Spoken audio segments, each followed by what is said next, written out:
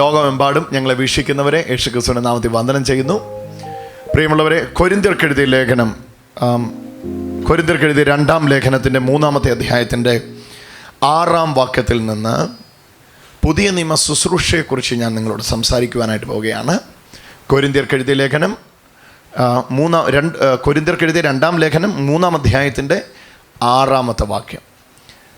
പുതിയ നിയമ ശുശ്രൂഷകൾ എന്താണ്? പുതിയ നിയമ ശുശ്രൂഷയിൽ ശുശ്രൂഷകൻ്റെ റോൾ എന്താണ്? ശുശ്രൂഷകന് റോളില്ലേ എന്നിത്യാദി ചോദ്യങ്ങൾക്കുള്ള മറുപടിയാണ് ഇന്ന് നമ്മൾ കേൾക്കാൻ പോകുന്നത്. പുതിയ നിയമത്തിൽ എങ്ങനെയാണ് ദൈവം പ്രവർത്തിക്കുന്നത്?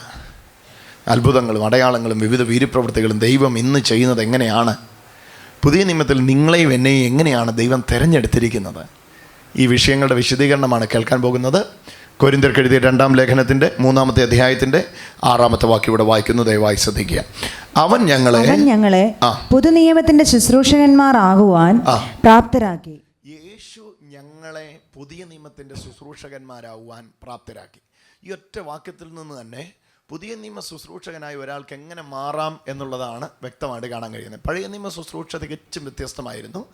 പഴയ നിയമത്തിൽ 3 തരത്തിലുള്ള ശുശ്രൂഷകരെ ദൈവം എഴുന്നേൽപ്പിച്ചായിട്ട് നമ്മൾ കാണുന്നുണ്ട്. രാജാക്കന്മാർ, പുരോഹിതന്മാർ, പ്രവാചകന്മാർ. ഈ പുരോഹിതന്മാരാകട്ടെ പ്രവാചകന്മാരാകട്ടെ അതെല്ലാം വളരെ പർട്ടിക്കുലറായി ചില കുടുംബങ്ങൾ, ചില ഗോത്രങ്ങളോട് ബന്ധപ്പെട്ടുള്ളത് മാത്രമായിരുന്നു. അതിൽ ദൈവത്തിൻ്റെ പ്രാപ്തി എന്നുള്ളതിലുപരി ദൈവത്തിൻ്റെ തെരഞ്ഞെടുപ്പായിരുന്നു അവിടെ വ്യാപരിച്ചു കൊണ്ടിരുന്നത്. എന്നാൽ പുതിയ നിയമ ശുശ്രൂഷയ്ക്കകത്ത് ദൈവത്തിൻ്റെ തെരഞ്ഞെടുപ്പിനോടൊപ്പം തന്നെ ദൈവം കൊടുത്തിരിക്കുന്ന മറ്റൊന്നാണ് ദൈവിക പ്രാപ്തി. ആ വാക്യം ഒന്നുകൂടെ നിങ്ങൾ നോക്കിയാട്ടെ. അവൻ ഞങ്ങളെ, യേശു ഞങ്ങളെ പുതിയ നിയമത്തിന്റെ ശുശ്രൂഷകന്മാരാകുവാൻ കണ്ടോ യേശു ഞങ്ങളെ പുതിയ നിയമത്തിന്റെ ശുശ്രൂഷകന്മാരാക്കുവാൻ പ്രാപ്തരാക്കി. ഞാൻ ഇംഗ്ലീഷിലെ ആ പദം കൂടെ ഒന്ന് വായിക്കാം നിങ്ങൾക്ക് വേണ്ടി. Who also made us sufficient.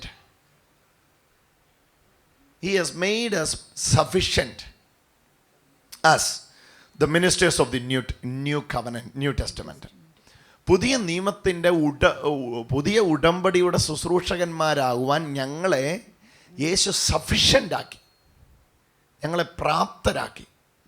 അപ്പോൾ പുതിയ നിയമത്തിൻ്റെ ശുശ്രൂഷകനായി ഒരു വ്യക്തി മാറുന്നത് ഇതിനാലാണ്. അവിടെ ഒരു പദം എഴുതിയിട്ടുണ്ട്, മലയാളത്തിൽ നിങ്ങൾക്കത് കാണാം. പ്രാപ്തി, സഫിഷ്യൻസി. ദൈവം കൊടുക്കുന്ന പ്രാപ്തിയാലാണ് ഒരു വ്യക്തി പുതിയ നിയമത്തിൻ്റെ ശുശ്രൂഷകനാകുന്നത്. പ്രത്യേക ഒരു കുടുംബത്തിൽ ജനിച്ചതുകൊണ്ടല്ല ഒരു വ്യക്തി പുതിയ നിയമത്തിൻ്റെ ശുശ്രൂഷകനാകുന്നത്. പ്രത്യേക രീതിയിൽ പരിശീലിപ്പിക്കപ്പെട്ടത് കൊണ്ട് അല്ല ഒരു വ്യക്തി പുതിയ നിയമത്തിൻ്റെ ശുശ്രൂഷകനാകുന്നത്. ആ തിരഞ്ഞെടുക്കപ്പെടുന്ന വ്യക്തികളുടെ പിതാക്കന്മാർ അല്ലെങ്കിൽ ആ പിതൃപാരമ്പര്യം അല്ലെങ്കിൽ മാതൃപാരമ്പര്യം ഇതൊന്നും പരിഗണിച്ചല്ല ഒരു വ്യക്തി പുതിയ നിയമത്തിൻ്റെ ശുശ്രൂഷകനാകുന്നത്. ഇതൊന്നും വേണമെന്നില്ല പുതിയ നിയമത്തിൻ്റെ ശുശ്രൂഷയ്ക്ക് ആധാരമായിട്ട്. പുതിയ നിയമത്തിൻ്റെ ശുശ്രൂഷയുടെ ഏറ്റവും പ്രധാനപ്പെട്ട വാക്കാണ് ഇത് പറഞ്ഞിരിക്കുന്നത്. അവൻ ഞങ്ങളെ പ്രാപ്തരാക്കി. സോ പുതിയ നിയമ ശുശ്രൂഷയെ ഞാൻ ആദ്യ വാക്കിൽ ഇങ്ങനെ വിഭജിച്ചിട്ട് മുമ്പോട്ട് പോകാം. ആ വിഭക്ഷണം ഇതാണ്: പുതിയ നിയമ ശുശ്രൂഷ ദൈവിക പ്രാപ്തി തന്ന് ദൈവം നമ്മെ സജ്ജരാക്കുന്ന ഒന്നാണ്. കരമടിച്ചൊന്ന് യേശുവിന് മഹത്വം കൊടുത്തു. ഹല്ലേലൂയ.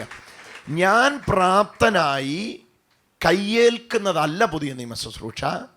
കർത്താവ് തൻ്റെ പ്രാപ്തി എനിക്ക് തന്ന് എന്നെ നിർത്തുന്നതാണ് പുതിയ നിയമ ശുശ്രൂഷ. ഹല്ലേലൂയ.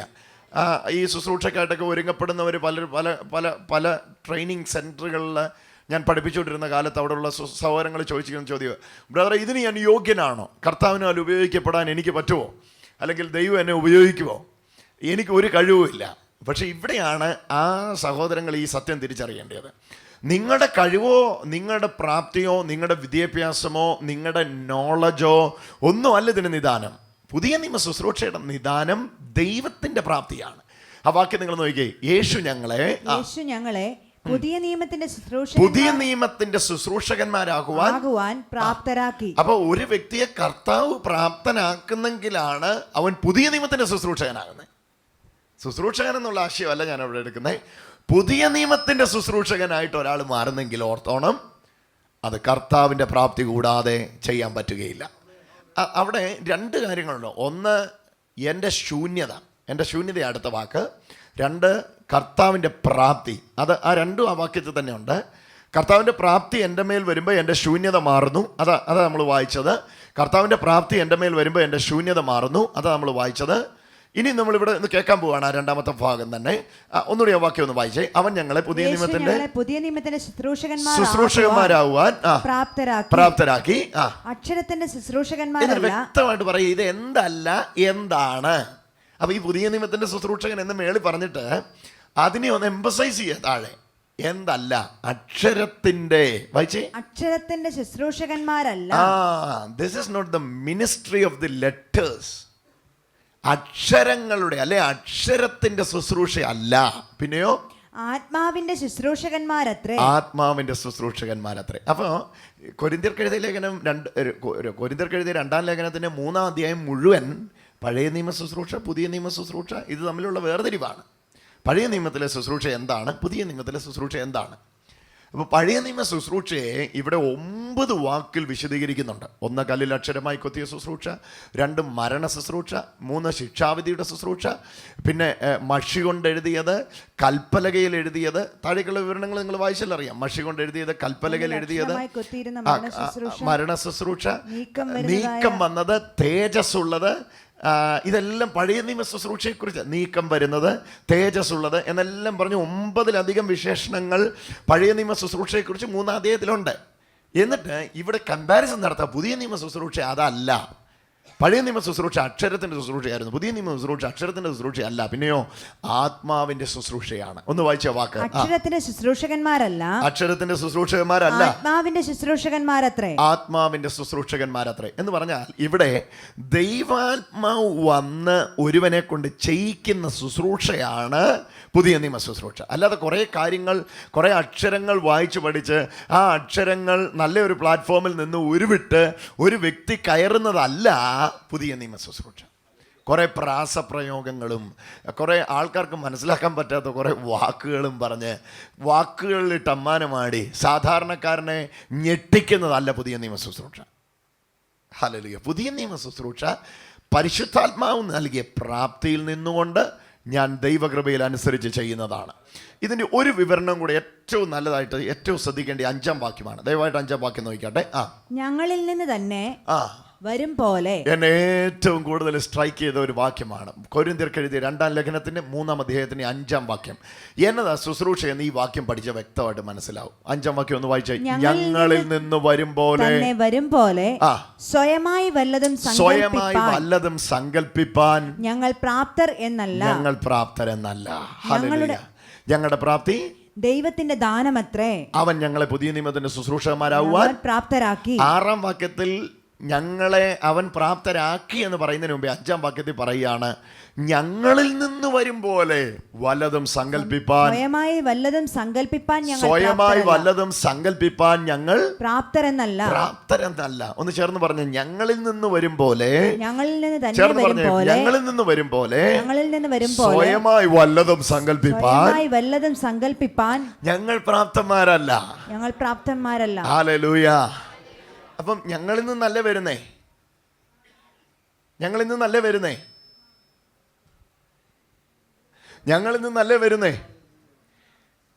ഇല്ല, അവിടെയാണ് ശരിക്കും മനസ്സിലാക്കേണ്ടത്. ആ വാക്യം ഭയങ്കര അർത്ഥഗഹനമാണ്. ഒന്നുകൂടെ നോക്കിക്കോ. അത് ഞങ്ങളിൽ നിന്ന് തന്നെ വരും പോലെ. അതാണ് അവിടുത്തെ. ഞങ്ങളിൽ നിന്ന് തന്നെ വരും പോലെ സ്വയമായി വല്ലതും സങ്കല്പിപ്പാൻ ഞങ്ങൾ പ്രാപ്തർ എന്നല്ല. അപ്പൊ അവിടുത്തെ വിഷയം ഇതാണ്. വരുന്നത് ഞങ്ങളിലൂടെയാണ്, പക്ഷെ ഞങ്ങളിൽ നിന്നല്ല. എത്ര പേർക്ക് മനസ്സിലായി? ഒന്നുകൂടെ പറയാം, ശ്രദ്ധിച്ച് കേൾക്കുക. ഞങ്ങളിലൂടെയാ വരുന്നത്, പക്ഷെ ഞങ്ങളിൽ നിന്നല്ല.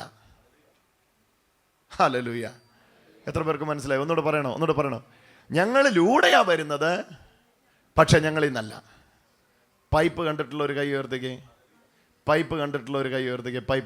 പൈപ്പ് മലയാളത്തിൽ പറയുമ്പോൾ ഓസോ, ട്യൂബ് കണ്ടിട്ടുള്ള ഒരു കൈ ഉയർത്തിക്കേ. ഓക്കെ. ട്യൂബ് ഇന്ന് വരെ വെള്ളം കൊടുത്തിട്ടുണ്ടോ? ട്യൂബ് ഇന്ന് വരെ വെള്ളം ഉണ്ടാക്കി കൊടുത്തിട്ടുണ്ടോ? എന്നാൽ ട്യൂബ് വെള്ളം കൊടുത്തിട്ടില്ലേ? പറ. ട്യൂബ് വെള്ളം കൊടുത്തിട്ടുണ്ടോ? ട്യൂബ് വെള്ളം കൊടുത്തിട്ടില്ലേ? ട്യൂബ് വെള്ളം കൊടുത്തിട്ടില്ലേ?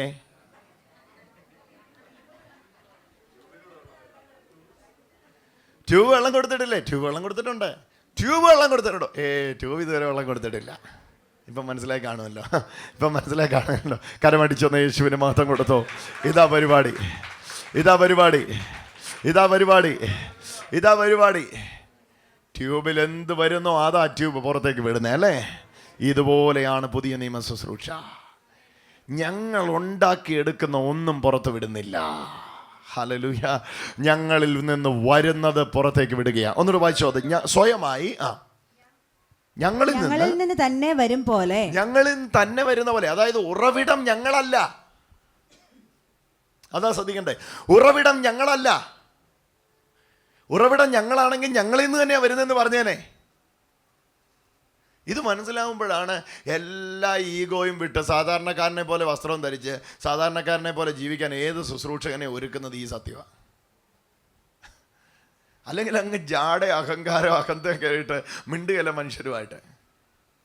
ഈ സത്യം ഒന്ന് എല്ലാവരും തിരിച്ചറിഞ്ഞാട്ടെ.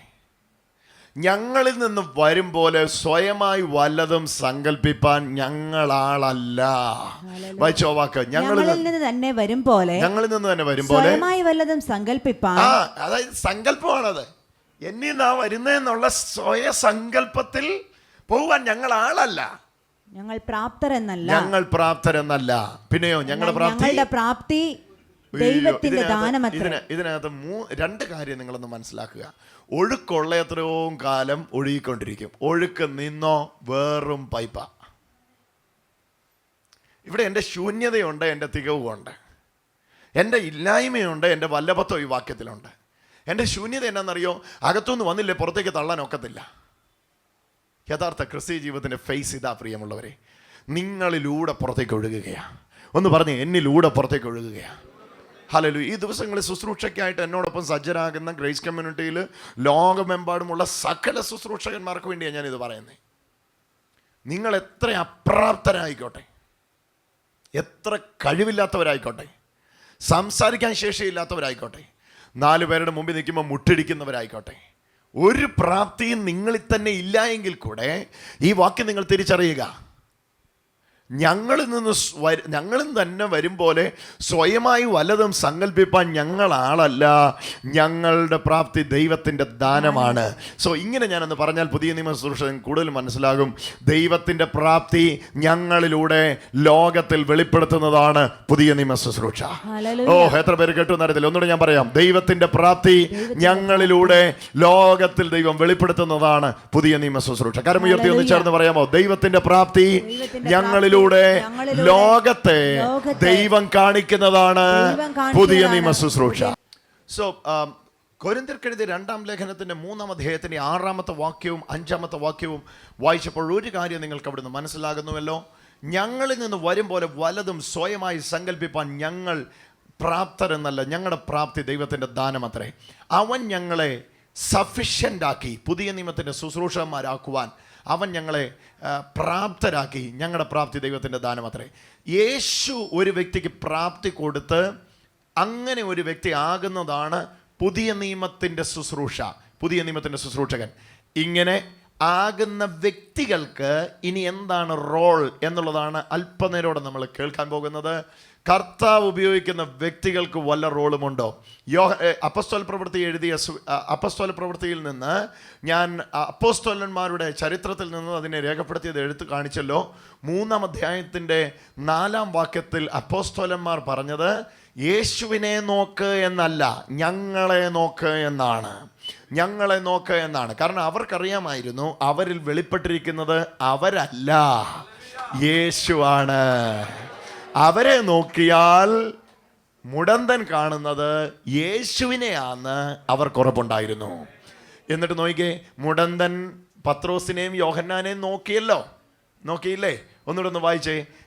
അവരെ ഉറ്റുനോക്കി അല്ലേ? 4-ാം വാക്യം ഒന്ന് വായിച്ചേ. 3-ാം അധ്യായത്തിന് 4-ാമത്തെ. യോഹന്നാനോട് കൂടെ അവനെ ഉറ്റുനോക്കി ഞങ്ങളെ നോക്കൂ എന്ന് പറഞ്ഞു. അടുത്ത വാക്ക്, അവൻ വല്ലതും കിട്ടുമെന്ന് കരുതി. കണ്ടോ, അവൻ നോക്കി. അപ്പം സ്വാഭാവികമായിട്ടും ഈ വാക്യത്തിൻ്റെ അകത്ത് നമുക്ക് എത്തിച്ചേരാവുന്ന ഉപസംഹാരം ഇങ്ങനെയാണ്. പത്രോസിനെ നോക്കാൻ പറഞ്ഞു, പത്രോസിനെയും യോഹന്നാനെയും നോക്കി. ഓക്കെ, പത്രോസിനെയും യോഹന്നാനെയും നോക്കി. മുടന്തൻ നോക്കി. അങ്ങനെയാണെങ്കിൽ നോക്കിപ്പിച്ച ആ മുടന്തനയോട് വേണമെങ്കിൽ പത്രോസിന് പറയാം, ആ നീ ഏതായാലും എന്നെയല്ലേ നോക്കിയേ, എന്നാൽ എൻ്റെ നാമത്തിൽ നീ അങ്ങ് എഴുന്നേറ്റ് നടക്ക എന്ന് വേണേൽ പത്രോസിന് പറയാം. കാരണം നോക്കിയത് പത്രോസിനെ അല്ലേ. സ്വാഭാവികമായിട്ട് അദ്ദേഹത്തിന് പറയാം, ഞങ്ങളെ നോക്കാമെന്ന് പറഞ്ഞപ്പം ഞങ്ങളുടെ നാമത്തിൽ എഴുന്നേറ്റ് നടക്കുമെന്ന് പിന്നെ പറഞ്ഞുകൂടെ? ഞങ്ങളെ നോക്കാൻ പറഞ്ഞെങ്കിൽ ഞങ്ങളുടെ നാമത്തിൽ എഴുന്നേറ്റ് നടക്കുക എന്ന് പറയുന്നതിൻ്റെ അകത്തും വലിയ ഔചിത്യങ്ങളൊന്നുമില്ല. വേണമെങ്കിൽ അങ്ങനെ പറയാം. പക്ഷേ അടുത്ത പദം എങ്ങനെയാണ് പറയുന്നത് നോക്കിയേ. നോക്കാൻ പറഞ്ഞത് ഞങ്ങളെയാണ്, അവൻ നോക്കിയത് അവരെയാണ്. പക്ഷേ അവരെ നോക്കിയപ്പം വേറൊന്നാ വെളിപ്പെട്ടെ. എന്താ വെളിപ്പെട്ടെ? നസറേനായ യേശുവിന്റെ നാമം. കരമടിച്ച് ഒന്ന് യേശുവിന് മഹത്വം കൊടുത്തേ. ഹല്ലേലൂയാ. കണ്ടോ ഇവിടെ ആ ഓർഡർ വ്യക്തമാകുന്നുണ്ട്. അപ്പോസ്തോലന്മാരെയാണ് യോഹന്നാൻ നോക്കിയത്. പക്ഷേ സൗഖ്യമാക്കിയത് അപ്പോസ്തോലന്മാരല്ല, സൗഖ്യമാക്കിയത് യേശുവാണ്. എത്ര പേർക്ക് മനസ്സിലായി? രോഗി നോക്കിയത് അപ്പോസ്തോലന്മാരെയാണ്, പക്ഷെ സൗഖ്യമാക്കിയത് യേശുവാ. അന്നും ഇന്നും എന്നും അങ്ങനെ തന്നെയാണ്. രോഗികളെ നോക്കുന്നത് അപ്പോസ്തോലന്മാരെ ആയിരിക്കും, പക്ഷേ സൗഖ്യമാക്കുന്നത് യേശുവാ. ഒന്നുകൂടെ നിങ്ങളുടെ ഉള്ളത്തിലിടട്ടെ. ഒരു രോഗശാന്തി ശുശ്രൂഷകൻ ഒരു സ്ഥലത്ത്, ഇപ്പം ഞങ്ങൾ തന്നെ പലയിടങ്ങളിൽ ശുശ്രൂഷക്കായിട്ട് പോകുമ്പോൾ അറിയാം, ചിലർ ചെന്നാൽ ആൾ വരത്തില്ല, എന്നാൽ ചിലർ വന്ന ഭയങ്കര ആളാ. കണ്ടിട്ടുണ്ടെങ്കിൽ അറിയാതെ ചിലർ ചെന്ന് കഴിഞ്ഞാൽ ഒരു മനുഷ്യൻ പോലും അവിടെ ചെല്ലത്തില്ല, എന്നാൽ ചിലർ ചെല്ലുന്ന പറഞ്ഞാൽ എവിടുന്ന് വേണേലും വണ്ടി പിടിച്ച് വരും ആൾക്കാർ. അയന ഇവിടെയാണ് വ്യത്യാസം. അപ്പോൾ ഈ ആൾ കൂടുന്ന ആ ആളെ കാണുമ്പോൾ മറ്റുള്ളവർക്ക് അസൂയ തോന്നും. ഇവൻ എന്നോട് ആളെ കൂട്ടുന്നത്, ഇവൻ എന്നോട് പരിപാടി ഇത്. സത്യത്തിൽ ഇവനിലേക്കല്ല ആളെ കൂട്ടുന്നത്. അപ്പോസ്തോലന്മാരെയാണ് മുടന്തം നോക്കിയത്. ഇന്നത്തെ എല്ലാ മുടന്തന്മാരും അങ്ങനെ തന്നെയാണ്. ഇന്നത്തെയും വിഷയക്കാരെല്ലാവരും അങ്ങനെ തന്നെയാണ്. ഇന്ന ആൾ വരുന്നുണ്ടോ, നമുക്കൊന്ന് പോയി കണ്ടേക്കാം. കർത്താവിനെ കണ്ടാൽ പോരെ, എന്തിനാ ആളെ കാണാൻ പോന്നേ?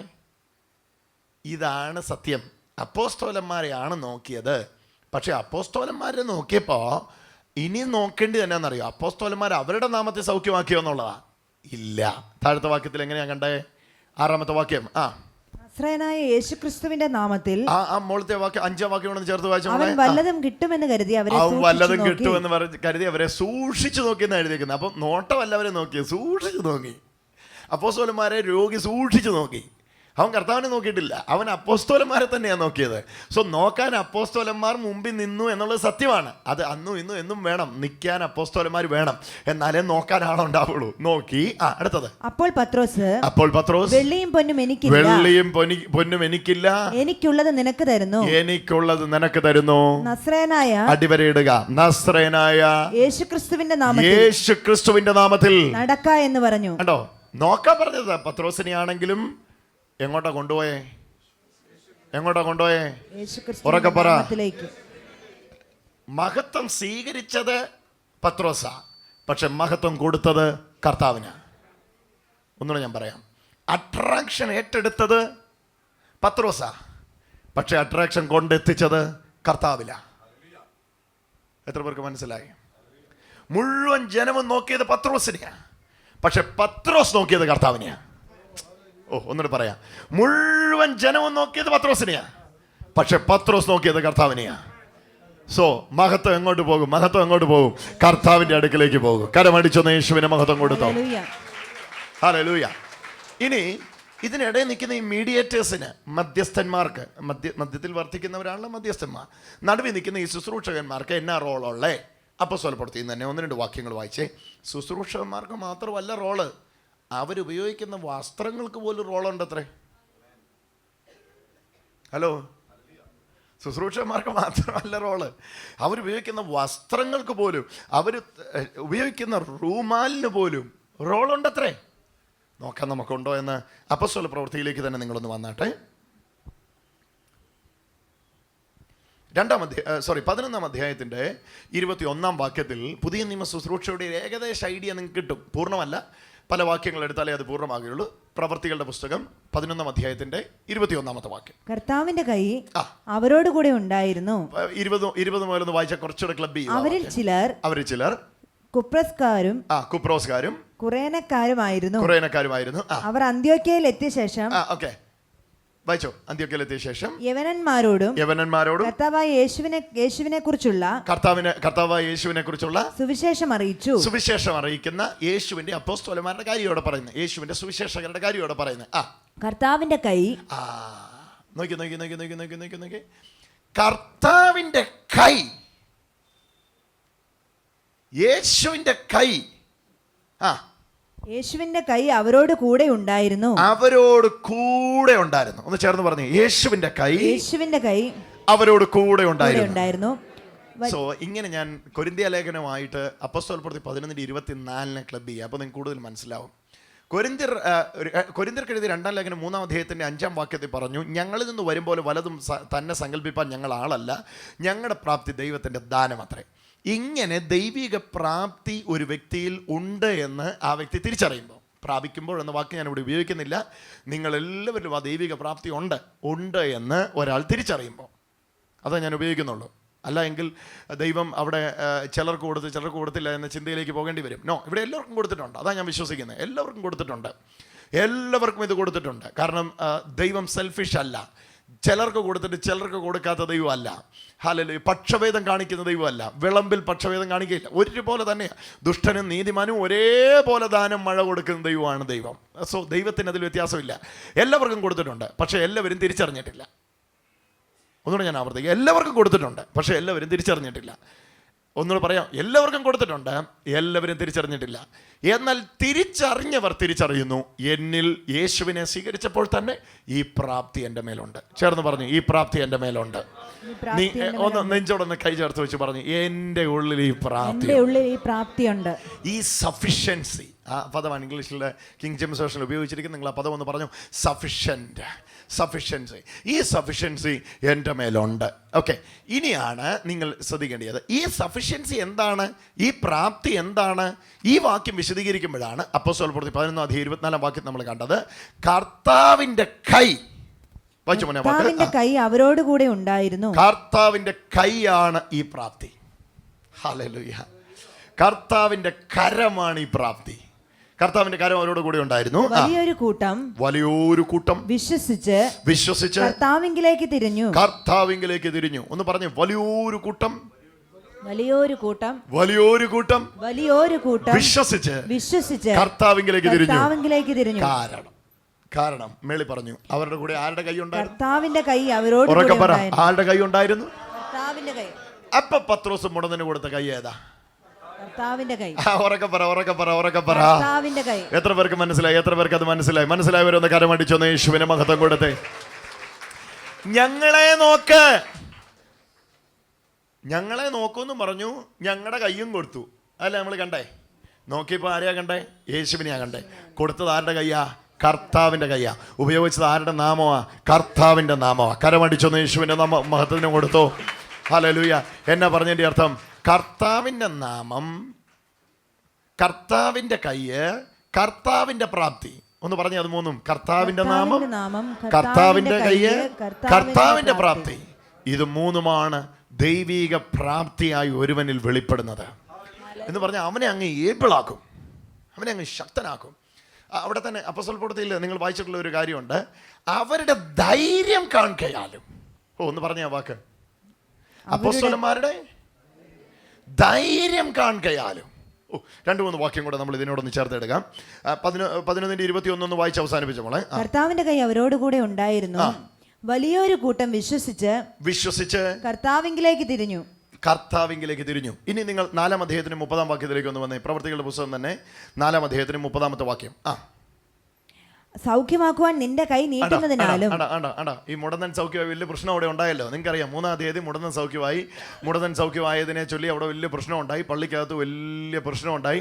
അപ്പോസ്തലന്മാരെ പിടിച്ച് കാരാഗ്രഹത്തിലാക്കി. അറിയാലോ അല്ലേ? അറിയാം. അപ്പോസ്തലന്മാരെ പിടിച്ച് കാരാഗ്രഹത്തിലാക്കി അപ്പോസ്തലന്മാരെ കാരാഗ്രഹത്തിൽ ഇറങ്ങി വന്ന കർത്താവിൻ്റെ ദൂതൻ വിടുവിച്ചു. അപ്പം വലിയ പ്രശ്നമായി. ഹെരോദാവ് തിരിഞ്ഞു. എല്ലാവരും വലിയ പ്രശ്നം ഉണ്ടാക്കിയ സമയത്ത് അപ്പോസ്തലന്മാർ ദൈവത്തോട് പ്രാർത്ഥിക്കുന്ന പ്രാർത്ഥനയാണ് നമ്മൾ വായിക്കുന്നത്. 4:30 സൗഖ്യമാക്കുവാൻ നിന്റെ കൈ നീട്ടുന്നതിനാലും. നീട്ടിയത് ആരുടെ കൈയായിരുന്നു? നമ്മൾ അവിടെ കണ്ടത് ആരുടെ കൈ നീട്ടിയതായിട്ടാ? ഉറക്കെ പറ. കർത്താവിന്റെ കൈ നീട്ടിയത് ബാബുച്ചാൻ കണ്ടോ? പത്രോസിന്റെ കൈ നീട്ടിയതായി കണ്ടു. ആരുടെ കൈയാ നീട്ടിയത്? പത്രോസ്. പത്രോസിന്റെ കൈ അവിടെ നീട്ടിയത്. മുടന്തന് കൈ കൊടുത്ത ആരാ? പത്രോസ്. പക്ഷേ പത്രോസ് ഇതാ 4:20 പറയാ, സൗഖ്യമാക്കുവാൻ നിന്റെ കൈ നീട്ടുന്നതിനാലും. ഞങ്ങൾ കണ്ടില്ലല്ലോ അത്. ഞങ്ങൾ കണ്ടത് മുടന്തനെ കൈ അങ്ങ് കൊടുത്ത് എഴുന്നേൽപ്പിക്കുന്ന ആണല്ലോ. പക്ഷെ അങ്ങ് ഇവിടെ സാക്ഷീകരിക്കുക, അപ്പോസ്തലൻ ഇവിടെ പറയുക, നിങ്ങൾ കണ്ടതിന്റെ പ്രശ്നം അതെന്റെ കൈയല്ല. ഹല്ലേലൂയ. എന്നെ ക്ലാരിറ്റിയാന്ന് നോക്കിയ വാക്യത്തിന്, എന്തോ ക്ലാരിറ്റിയാന്ന് നോക്കിയ വാക്യത്തിന്. ഒന്നുകൂടെ വായിച്ചേ, സൗഖ്യമാക്കുവാൻ നിന്റെ കൈ നീട്ടുന്നതിനാലും. ഹല്ലേലൂയ. ഒന്ന് ചേർന്നൊന്ന് ഒന്നുകൂടെ എല്ലാവരും ആ വാക്യം ഒന്ന് എടുത്ത് വായിച്ചേ. സൗഖ്യമാക്കുവാൻ നിന്റെ കൈ നീട്ടുന്നതിനാലും. ഒന്ന് പറഞ്ഞു, നിന്റെ കൈ നീട്ടുന്നതിനാലും നിന്റെ പരിശുദ്ധദാസനായ യേശുവിന്റെ നാമത്താൽ അടയാളങ്ങളും അത്ഭുതങ്ങളും ഉണ്ടാകുന്നതിനാലും. കണ്ടോ? അപ്പൊ അടയാളങ്ങളും അത്ഭുതങ്ങളും ഉണ്ടാകുന്നത് എങ്ങനെയാ? യേശുവിന്റെ നാമത്താൽ. ഏത് കയ്യാലാ? യേശുവിന്റെ കയ്യാൽ. പക്ഷെ ആ കൈ ആരും കണ്ടില്ലല്ലോ. എല്ലാരും കണ്ടത് ആരുടെ കയ്യാ? പക്ഷെ ഏത് കയ്യാ അവിടെ നീണ്ടേ? ഒന്ന് ഉറക്കെ പറഞ്ഞേ ദൈവമക്കളെ. ടെലിവിഷനിലൂടെ ശുശ്രൂഷകരിലൂടെ കർത്താവ് ചെയ്യുന്ന ശ്രേഷ്ഠകരമായ അത്ഭുതങ്ങള് ടെലിവിഷനിലൂടെ ലോകരാജ്യങ്ങളിൽ അറിയുന്നവരുണ്ട്, അറിഞ്ഞിട്ട് പ്രാർത്ഥിക്കാൻ വരുന്നവരുണ്ട്. ഈ പ്രാർത്ഥിക്കാൻ വരുന്നവര് ചിലപ്പം ചങ്ങനാശ്ശേരിയിലും പല സ്ഥലങ്ങളിലും ഞാൻ ചെല്ലുമ്പോൾ പറയാറുണ്ട്, ബ്രദറെ ഞാൻ ബ്രദറിനെ ഒന്ന് തൊട്ടോട്ടെ. ഞാനങ്ങ് വല്ലാതാകാറുണ്ട്. എന്തുവാ ഈ പറയുന്നേ? ബ്രദറെ, എനിക്ക് ബ്രദറിനെ ഒന്ന് കണ്ടാ മതി. കമോൺ, ഇത് ബ്രദർ അല്ല. ഞങ്ങളിൽ നിന്ന് വരും പോലെ വല്ലതും സ്വയമായി സങ്കല്പിപ്പാൻ ഞങ്ങൾ ആളല്ല. അയ്യോ, നിങ്ങൾ കണ്ടത് ആ രോഗിയുടെ മേൽ ഞങ്ങളുടെ കൈ വെക്കുന്നതായിരിക്കും. പക്ഷെ ഞങ്ങൾ നിങ്ങളോട് സത്യം പറയാം, ഞങ്ങളുടെ കൈ അല്ലത്, കർത്താവിന്റെ കരമാ, ഞങ്ങളുടെ കരമല്ല. ഓ, കരമടിച്ചൊന്ന് യേശുവിന് മഹത്വം കൊടുത്തു. ഞങ്ങളുടെ കൈ എവിടൊക്കെ വെച്ചിട്ടുണ്ട്? ഒരു മുട്ടേപ്പനി പോലും സൗഖ്യമായിട്ടില്ല. ഞങ്ങളുടെ കൈ എവിടൊക്കെ വെച്ചിട്ടുണ്ട്? ഒരു മുട്ടേപ്പനി പോലും സൗഖ്യമായിട്ടില്ല. എന്നാൽ ഈ കൈയുടെ മേളിൽ വേറൊരു കൈ കയറി വെക്കുമ്പോ അവിടെ ക്യാൻസറുകൾ കരിയുന്നു, അവിടെ ട്യൂമറുകൾ അപ്രത്യക്ഷമാകുന്നു, അവിടെ മരിച്ചവർ ഉയർക്കുന്നു. കാര്യം വേറൊന്നുമല്ല, കർത്താവിന്റെ കര. കരമടിച്ചൊന്ന് യേശുവിനെ മഹത്വം കൊടുത്തു. ദൈവമക്കളെ, ഈ സത്യം നിങ്ങൾ അറിയാതിരിക്കരുത്. ദയവ് ചെയ്ത് നിങ്ങൾ ഒരു ശുശ്രൂഷകനെയും കാണരുത്. ശുശ്രൂഷകരിലൂടെ വെളിപ്പെടുന്ന യേശുവിനെ കാണുക. നിങ്ങൾക്ക് മുമ്പിൽ നിൽക്കുന്ന ആ വ്യക്തിയെ കാണുമ്പോഴേ ഇദ്ദേഹം കൊള്ളാലോ എന്ന് പറയാതെ, ഇദ്ദേഹത്തിൽ വ്യാപരിക്കുന്ന യേശു കൊള്ളാം, ഇദ്ദേഹത്തിൽ വസിക്കുന്ന കർത്താവ് കൊള്ളാം, ഇദ്ദേഹത്തിൽ ഇറങ്ങിയിരിക്കുന്ന ദൈവത്തിന്റെ വലിപ്പം കൊള്ളാം, ഇദ്ദേഹം പറയുന്ന വചനം അത് കർത്താവിന്റെ പ്രാപ്തിയിൽ നിന്നാണ്. ദൈവമേ, ഈ മനുഷ്യനെ പ്രാപ്തനാക്കി അങ്ങേക്ക് സ്തോത്രം. ഫിലിം സ്റ്റാറിന് ഇത്രയും സൗന്ദര്യം ഉണ്ടെങ്കിൽ ഫിലിം സ്റ്റാറിനെ നിർമ്മിച്ച ദൈവത്തിന് എത്ര സൗന്ദര്യം ഉണ്ടാവും? ഇത് തന്നെ ഇവിടെ എടുക്ക. ഈ നിൽക്കുന്ന ശുശ്രൂഷകൻ ഇത്രയും പ്രാപ്തി ഉണ്ടെങ്കിൽ, ഹല്ലേലൂയ, ഇവനെ സൃഷ്ടിച്ച, ഇവന് ഈ ജ്ഞാനം കൊടുത്ത, ഇവന് ഈ അറിവ് കൊടുത്ത കർത്താവാരാ. ഈ കർത്താവിനെ ഇവരിലൂടെ കണ്ടാൽ ആ ശുശ്രൂഷകർ വിജയിച്ചു. ഇതായിരുന്നു പൗലോസിന് കൊരിന്തിൽ ചെന്നപ്പോൾ ഉള്ള ഭയം. പൗലോസ് പറയാം, ഞാൻ നിങ്ങളുടെ ഇടയിൽ വലിയ നടുക്കത്തോടും ഭയത്തോടും കൂടിയാ വന്നേ. നടുക്കത്തോടും ഭയത്തോടും കൂടെ പൗലോസെ, അങ്ങ് കൊരിന്തി വരാൻ എന്നെ ആരെങ്കിലും അങ്ങയുടെ പേര് കൊട്ടേഷൻ കൊടുത്തിട്ടുണ്ടായിരുന്നു? പൗലോസ് അവിടെ പറയുന്നു, നിങ്ങളുടെ വിശ്വാസത്തിൻ്റെ ആധാരം മനുഷ്യൻ്റെ ജ്ഞാനമല്ല, ദൈവത്തിൻ്റെ ആത്മാവിൻ്റെ ശക്തി തന്നെ ആധാരമാകേണ്ടതിന് ഞങ്ങളുടെ വാക്കും പ്രസംഗവും കേവലം വാക്കുകളുടെ പ്രകടനമല്ല, ദൈവാത്മാവിൻ്റെ ശക്തിയുടെയും പ്രദർശനം. ഞങ്ങളുടെ വാക്കും ഞങ്ങളുടെ പ്രസംഗവും ജ്ഞാനത്തിൻ്റെ വശീകരണ വാക്കുകളല്ല, ആത്മാവിൻ്റെയും ശക്തിയുടെയും പ്രദർശനങ്ങളായി നിങ്ങളുടെ ഇടയിൽ ശുശ്രൂഷിച്ചതിൻ്റെ കാര്യം അറിയാവുന്ന ജ്ഞാനം പോലും എടുക്കാതെ, ജ്ഞാനിയായിട്ടും കൂടെ ജ്ഞാനം എടുക്കാതെ പ്രസംഗിക്കാൻ കാര്യം. നിങ്ങളുടെ വിശ്വാസത്തിൻ്റെ ആധാരം മനുഷ്യൻ്റെ ജ്ഞാനമല്ല, ദൈവാത്മാവിൻ്റെ ശക്തി തന്നെ ആകേണ്ടിയതിനാണ് അങ്ങനെ ചെയ്തത്. എത്ര പേർക്ക് മനസ്സിലാകുന്നു ഞാൻ പറയുന്നത്? ഓ, അവർക്ക് ഉറപ്പുണ്ടായിരുന്നു അവരെ കാണരുത്. ആ വാക്യം ഒന്നുകൂടെ വായിച്ചു. അപ്പോസ്തലന്മാരുടെ കൂടെ കർത്താവിന്റെ കൈ സൗഖ്യമാക്കുവാൻ നിന്റെ കൈ നീട്ടുന്നതിനാലും നിന്റെ പരിശുദ്ധദാസനായ യേശുവിന്റെ നാമത്താൽ അടയാളങ്ങളും അത്ഭുതങ്ങളും ഉണ്ടാകുന്നതിനാലും നിന്റെ വചനം പൂർണ്ണ ധൈര്യത്തോടും കൂടെ. കണ്ടോ കണ്ടോ, അടുത്ത് നോക്കി. ഇതെല്ലാം കൊരിന്ത്യർക്കെഴുതിയ ലേഖനം 3-ാം അധ്യായത്തിന് കൊരിന്ത്യർക്കെഴുതിയ 2-ാം ലേഖനം 3-ാം അധ്യായത്തിന് 5-ാം വാക്യത്തിൽ പറഞ്ഞില്ലേ, ഞങ്ങൾക്ക് വന്ന പ്രാപ്തി. ആ പ്രാപ്തിയുടെ കാര്യം ഇവിടെ വിശദീകരിക്കുന്നേ. ഹല്ലേലൂയ. നിന്റെ കൈ നീട്ടുന്നതിനാലും നിന്റെ പരിശുദ്ധദാസനായ യേശുവിന്റെ നാമത്താൽ അടയാളങ്ങളും അത്ഭുതങ്ങളും ഉണ്ടാകുന്നതിനാലും നിന്റെ വചനം പൂർണ്ണ ധൈര്യത്തോടുകൂടെ പ്രസ്താവിപ്പാൻ നിന്റെ ദാസന്മാർക്ക് നൽകണമേ. ധൈര്യം, തന്റെ ഇടം നൽകണമേ. ഓ, കണ്ടോ, അവർ ആ പ്രാപ്തിയെ പിന്നെയും ആഗ്രഹിക്കുക. അവർക്ക് മനസ്സിലായി, ചെറിയ പ്രാപ്തി വന്നപ്പോൾ മുടന്തൻ എഴുന്നേറ്റെങ്കിൽ വലിയ പ്രാപ്തി വരുമ്പോൾ എന്നതായിരിക്കും. അതുകൊണ്ട് ഒരു മുടന്തൻ എഴുന്നേറ്റ് കഴിഞ്ഞപ്പോൾ തന്നെ അവർ അകത്ത് കയറി. അവർക്ക് മനസ്സിലായി, ഇനി അധികം പ്രാപ്തി ആവശ്യമാണ്, കൂടുതൽ പ്രാപ്തി ആവശ്യമാണ്. യേശുവിന് വേണ്ടി എനിക്ക് പ്രയോജനപ്പെടണം, കർത്താവിന് വേണ്ടി എനിക്ക് ഓടണം, അതിന് പ്രാപ്തി ആവശ്യമാണ്. അവർ 4:20 അകത്ത് കയറി പ്രാർത്ഥിക്കാൻ തുടങ്ങി. നിന്റെ പരിശുദ്ധദാസനായ യേശുവിൻ്റെ നാമത്തെ വെളിപ്പെടുത്താൻ പിന്നെയും ധൈര്യം വേണം, പിന്നെയും പ്രാപ്തി വേണം, പിന്നെയും കൃപ വേണം. കൃപ വന്നു കഴിഞ്ഞാൽ പിന്നെയും ധൈര്യത്തോടെ നിൽക്കുവാനിടയാകും. സോ ഞങ്ങളിലൂടെയാ, ഞങ്ങളിൽ നിന്നല്ല. അപ്പം ഞങ്ങളിലൂടെ ആണെങ്കിൽ പിന്നെ ഞങ്ങൾക്ക് എന്നാ റോള്? ആൾക്കാർ ചോദിക്കുന്ന ചോദ്യം ഇതാണ്, യേശു എന്ന് എഴുതിയാൽ പോരെ നോട്ടീസ്, എന്തിനാ നിങ്ങളുടെ പേരെഴുതുന്നേ? യേശു എന്ന് പറഞ്ഞാൽ പോരെ, നിങ്ങളുടെ ഫോട്ടോ എന്തിനാ നോട്ടീസ് വെക്കുന്നേ? This is the reason. യേശു ഞങ്ങളിലൂടെയാ. ഞങ്ങളെ വിട്ടിട്ട് കർത്താവിനൊരു കളിയില്ല.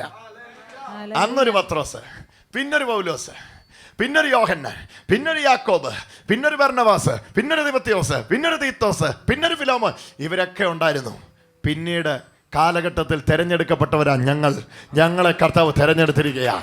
അവൻ ഞങ്ങളെ പുതിയ നിയമത്തിന്റെ ശുശ്രൂഷകന്മാരാകുവാൻ പ്രാപ്തരാക്കി. ഹല്ലേലൂയ. പൗലോസ് വരുന്നു എന്ന് കേട്ടപ്പോൾ അവിടെ ആള് കൂടിയേ. അന്ന് നോട്ടീസ് അടിക്കാൻ പറ്റുമായിരുന്നെങ്കിൽ ഏറ്റവും വലിയ പോസ്റ്റർ അടിച്ചാനെ. അന്ന് പ്രിന്റിംഗ് ഇല്ലാത്തതിനായി സ്തോത്രം. ആമേൻ. ഹല്ലേലൂയ. പത്രോസ് കൊർന്നല്യോസിന്റെ വീട്ടിൽ കൂടുന്നുവെന്ന് കേട്ട് ശതാധിപനായവന്റെ വീട് മുഴുവൻ അവിടെ കൂടി. ആരെ കാണാനാ? പത്രോസിനെ കാണാനോ യേശുവിനെ കാണാനോ? ഉറക്കെ പറ. എന്നിട്ട് യേശു അവിടെ ചെന്നോ? ആരാ ചെന്നേ? പത്രോസാ ചെന്നേ. കണ്ടതാരെയാ? പത്രോസിനെയാ കണ്ടേ. പക്ഷെ പത്രോസ് കാണിച്ചതാരെയാ? യേശുവിനെയാ കാണിച്ചേ. കരമടിച്ച് യേശുവിന് മഹത്വം കൊടുത്തോ. ഹല്ലേലൂയ. ഞാൻ കുറച്ചുകൂടെ എക്സ്ട്രീം അങ്ങ് പറയാൻ പോവാ. ശുശ്രൂഷകന്മാർക്ക് മാത്രമല്ല, അവരുപയോഗിക്കുന്ന കർച്ചീഫിന് വരെ അത്ഭുതങ്ങൾ ചെയ്യാൻ കഴിയും. വിശ്വസിക്കാൻ കഴിയുമെങ്കിൽ വിശ്വസിച്ചോ. അവരുടെ നിഴലിൽ പോലും അത്ഭുതങ്ങൾ നടക്കും. വായിച്ചോ. കൊരിന്ത്യർക്കെഴുതിയ ലേഖനം, അപ്പോസ്തലന്മാരുടെ പ്രവൃത്തികളുടെ പുസ്തകം 19-ാം അധ്യായത്തിന്റെ 12-ാമത്തെ വാക്യം നോക്കി. 12-ാമത്തെ വാക്യം. അതിന് മുമ്പേ നിങ്ങൾ പത്രോസ് ലീഹയുടെ അനുഭവം വായിക്കണമേ. ഇതിപ്പോ നിങ്ങളൊന്ന് വായിച്ചോ. 19-ാം അധ്യായത്തിന്റെ 12-ാമത്തെ വാക്യം.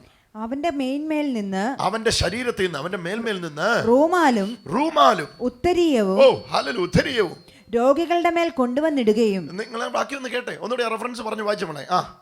അപ്പോസ്തല പ്രവൃത്തി 19-ാം അധ്യായത്തിന്റെ 12-ാമത്തെ വാക്യം. അവന്റെ മേൽമേൽ നിന്ന് റൂമാലും ഉത്തരീയവും രോഗികളുടെ മേൽ കൊണ്ടുവന്നിടുകയും വ്യാധികൾ അവരെ വിട്ടുമാറുകയും. കണ്ടോ, റൂമാലും ഉത്തരീയവും കൊണ്ടയിടുകയും വ്യാധികൾ അവരെ വിട്ടുമാറുകയും ദുരാത്മാക്കൾ പുറപ്പെടുകയും ചെയ്തു. അപ്പോസ്തലന്മാർക്ക് മാത്രമല്ല റോള്, ദൈവം നിർത്തിയിരിക്കുന്ന ശുശ്രൂഷകർക്ക് മാത്രമല്ല റോള്. അവർക്ക് എത്താൻ കഴിയാത്ത ഇടത്ത് അവരുടെ കർച്ചീഫുകൾ കൊണ്ട് ഇട്ടാൽ പോലും അത്ഭുതങ്ങൾ നടക്കും. ഹല്ലേലൂയ. നിങ്ങൾ ഒരു വാക്യം കൂടെ ഒന്ന് വായിച്ചേ. 5-ാം അധ്യായത്തിന്റെ 15-ാം വാക്യം. പ്രവൃത്തികളുടെ പുസ്തകം തന്നെ 5-ാം അധ്യായത്തിന്റെ 15-ാമത്തെ വാക്യം ഒന്ന് നോക്കി. രോഗികളെ പുറത്തു കൊണ്ടുവന്ന് പത്രോസ് കടന്നു പോകുമ്പോൾ യേശു കടന്നു പോകുമ്പോന്നായിരിക്കും. പത്രോസ് കടന്നു പോകുമ്പോൾ എന്താടി ഭാര്യ നല്ലതായിട്ട് വായിക്കുക. 5-15 രോഗികളെ പുറത്തു കൊണ്ടുവന്ന് പത്രോസ് കടന്നു പോകുമ്പോൾ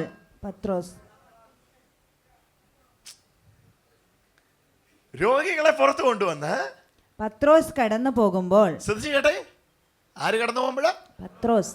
പത്രോസ് കടന്നു പോകുമ്പോ അവന്റെ നിഴലെങ്കിലും, ആരുടെ? പത്രോസിന്റെ നിഴലെങ്കിലും, കർത്താവിന്റെ പത്രോസിന്റെ നിഴലെങ്കിലും. ഇതന്നെ എല്ലാരും ഒരു വ്യക്തിയിലേക്ക് തിരിയുന്നേ. ശേ, ഇതെന്താ ഇങ്ങനെ? ഇത് ഒരു വ്യക്തി ഇങ്ങനെ ഉയർത്തിപ്പിടിച്ചോണ്ട് നടന്നോ നിങ്ങള്? ഇതന്നെ ഒരു വ്യക്തിയിലേക്ക് തിരിയുന്നേ. ശേ, എന്തോ ഇത് കർത്താവിലേക്ക് തിരിഞ്ഞാ പോരെ? നോക്കാം വാക്യം ഒന്നുകൂടെ, 5:15. രോഗികളെ പുറത്തു കൊണ്ടുവന്ന് പത്രോസ് കടന്നു പോകുമ്പോൾ അവന്റെ നിഴലെങ്കിലും എന്ന് പറഞ്ഞ തിരക്ക ആൾക്ക് ഇവിടെ ശുശ്രൂഷ കഴിഞ്ഞ് അടുത്ത സ്ഥലത്തേക്ക് പോവുക. അടുത്ത സ്ഥലത്തേക്ക് പോകുമ്പോൾ എല്ലാവർക്കും വേണ്ടി പ്രാർത്ഥിക്കാൻ സമയമില്ല. പോകുന്ന വഴിക്ക് ആ വാക്കൊന്ന് കേട്ടെ നിങ്ങള്. ഈ മനുഷ്യൻ മുക്കുവൻ, ഈ മുക്കുവനായ മനുഷ്യൻ, കർത്താവിന്റെ പ്രാപ്തി സ്വീകരിച്ച മുക്കുവൻ. യേശുവിന്റെ നാമം ജയം. ഈ മുക്കുവനാകുന്ന ഈ മനുഷ്യൻ നടന്നു പോകുമ്പം ഇതാ വായിച്ചോ. പത്രോസ് കടന്നു പോകുമ്പോൾ അവന്റെ നിഴലെങ്കിലും അവരിൽ വല്ലവരുടെയും മേൽ വീഴേണ്ടതിന് വീഥികളിൽ, വഴികളില് വിരിപ്പിന്മേലും കിടക്കമേലും കിടത്തും. പുള്ളിയാ കടന്നു പോകുന്നത്. പത്രോസ് നടന്നു പോകുമ്പോ ആൾക്ക് കൈവച്ച് പ്രാർത്ഥിക്കാൻ സമയമില്ല. കാരണം ഇവിടുന്ന് അടുത്ത സ്ഥലത്തേക്ക് പോവുക. വലിയ മരിച്ചവരെ ഉയർപ്പിക്കുക, മുടന്തന്മാരെ എഴുതേക്ക്, ഭയങ്കര ശുശ്രൂഷയാ. ഇന്ന് നമ്മൾ ഓടുന്നതിനെ നമുക്ക് സഹിക്കാൻ പറ്റുന്നില്ല. അതുപോലെ ഓട്ടം ഓടുന്നത്. ഇന്ന് നമ്മൾ ഓടുന്നതിൻ്റെ 1000 മടങ്ങ് സ്പീഡിലാണ് ഓടുന്നത്, ഓർക്കണം. അപ്പോൾ വഴി കൊണ്ട് കിടത്തുകയാണ്, ഷീറ്റ് വിരിച്ച്. ഒന്ന് ചിന്തിച്ചു നോക്കി, പാലായിലൂടെയാണ് കർത്താവ് കടന്നു പോകുന്നതെങ്കിൽ, ഈ റോഡ് സൈഡിൽ പത്രോസ് കടന്നു പോകുന്നതെങ്കിൽ ഈ റോഡ് സൈഡിലെല്ലാം ബെഡ്ഷീറ്റ് ഇട്ട് അല്ലെങ്കിൽ കിടക്കയിട്ട് രോഗികളെ കൊണ്ട് കിടത്തും. എന്തിനാണെന്നറിയോ? ഈ മനുഷ്യന്റെ എന്താ എങ്കിലും അവന്റെ നിഴലെങ്കിലും യേശുവിനോട് പ്രാർത്ഥിച്ചാ പോരെ, പിന്നെന്തിനാ ഇതിനു വേണ്ടി ഇവിടെ കിടക്കുന്നേ? സൗഖ്യമാക്കുന്ന യേശുവാ, വിടുവിക്കുന്ന കർത്താവാ. വ്യക്തിക്ക് എന്നാ പ്രാധാന്യം? വ്യക്തിക്ക് പ്രാധാന്യം ഉണ്ടോ? പറ. ഉണ്ട്. വ്യക്തിക്ക് പ്രാധാന്യം ഉണ്ട്. ഹല്ലേലൂയ. മുടന്തനെ എഴുന്നേൽപ്പിക്കണം, അതിന് പത്രോസിനെ വേണം. മുടന്തനെ എഴുന്നേൽപ്പിക്കണം, അതിന് യോഹന്നാനെ വേണം. വഴിയരികെ കിടക്കുന്നവൻ സൗഖ്യമാകണം, അതിന് പത്രോസിന്റെ നിഴല് വേണം. ദൈവത്തിന് റൂമാലിനെ ഉപയോഗിക്കാൻ കഴിയും, ദൈവത്തിന് നിഴലിനെ ഉപയോഗിക്കാൻ കഴിയും, ദൈവത്തിന് വ്യക്തികളെ ഉപയോഗിക്കാൻ കഴിയും, മനുഷ്യന്റെ കയ്യെ ദൈവത്തിന് ഉപയോഗിക്കാൻ കഴിയും. ഓ ഹല്ലേലൂയ. തിരിച്ചറിഞ്ഞവന്റെ, എന്നിലിരിക്കുന്ന ദൈവത്തിന്റെ പ്രാപ്തിയെ തിരിച്ചറിഞ്ഞവന്റെ ദിവസങ്ങൾ, അവന്റെ സീസണായി കാലഘട്ടങ്ങൾ, അവന്റെ സീസണായത്. കരമടിച്ച് യേശുവിന്റെ മഹത്വം കൊടുത്തു. You are an important role. You are playing an important role in the kingdom of God. Yes, of course. He is the one. Jesus is the one. Jesus, the name. The name of Jesus is most important. But same importance is for you, brother and sister. You are there. Without you, there will not be any shadow. If your shadow can perform miracle, think about when you lay your hand on someone. Hallelujah. When you say something, when you walk somewhere, remember, you will see mighty miracles in the name of Jesus. യേശുവിന്റെ നാമത്തിൽ നിങ്ങളുടെ നിഴലുകൾക്ക് അത്ഭുതങ്ങൾ ചെയ്യുവാൻ കഴിയുമെങ്കിൽ നിങ്ങൾ കൈവച്ചാൽ എത്രയധികം, നിങ്ങൾ അധരം തുറന്ന് പറഞ്ഞാൽ എത്രയധികം. എത്ര മക്കൾ സ്വീകരിക്കുന്നു എന്ന് എനിക്കറിയത്തില്ല. പക്ഷെ പലരുടെ മേലും ആ കൃപ ഇപ്പൊ വ്യാപരിച്ചുകൊണ്ടിരിക്കുക. യേശുവേ എന്ന് വിളിച്ച് കരമടിച്ച് നന്ദി പറഞ്ഞു. ഇന്ന് ആ പ്രാപ്തി നിങ്ങൾ അറിയാതിരിക്കരുത് സഹോദരങ്ങളെ.